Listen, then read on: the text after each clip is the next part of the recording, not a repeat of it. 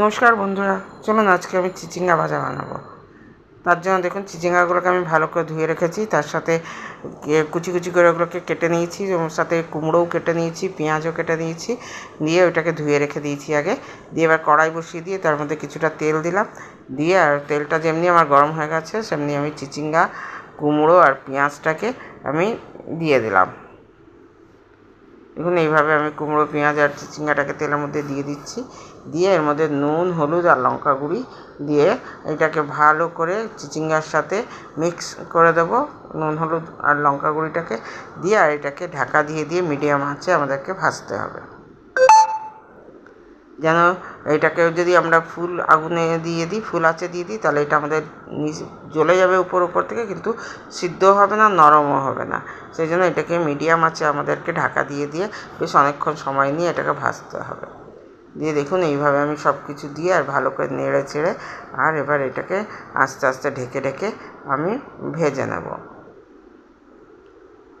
এইভাবে ভালো করে মিক্স করে দিতে হবে, যেন নুন, হলুদ আর লঙ্কা গুঁড়োটা যেন ভালো করে চিচিঙ্গার গায়ে লেগে যায়, তাতে ওর ভেতরে নুনও ঢুকবে আর জিনিসটা মজবেও ভালো, কুমড়োগুলো গলে যাবে, পেঁয়াজগুলোও বেশ নরম সফট হয়ে যাবে। দেখুন এইভাবে আমরা মিক্স করে দিয়েছি, দিয়ে আর আমি ভালো করে নেড়ে দিচ্ছি, নেড়ে আর ঢাকা দিয়ে ভাজবো। বন্ধুরা, আপনাদের যদি আমার এই রেসিপিটা ভালো লাগে তো লাইক করবেন, কমেন্ট করবেন, শেয়ার করবেন। যদি আপনারা ফেসবুক থেকে দেখছেন তো ফলো করে দেবেন, আর যদি ইউটিউব থেকে দেখছেন তো সাবস্ক্রাইব করে দেবেন। বন্ধুরা দেখুন আমি এইভাবে আস্তে আস্তে করে ঢেকে দিচ্ছি, ঢেকে আর মিডিয়াম আঁচে রেখে আমি চিচিঙ্গাটাকে ভেজে নেব। ভাজতে আমার চিচিঙ্গাটা দেখুন কতটা সফট হয়ে গেছে, এটা আরও সফট হবে।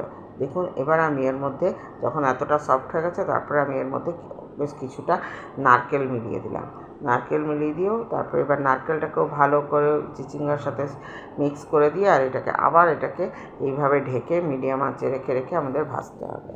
বন্ধুরা আপনারা নুন মিষ্টিটা আপনারা আপনাদের আন্দাজ মতন দিয়ে দেবেন, কারণ নুন মিষ্টিটা তো সবাই একরকম হয় না, সেই জন্য।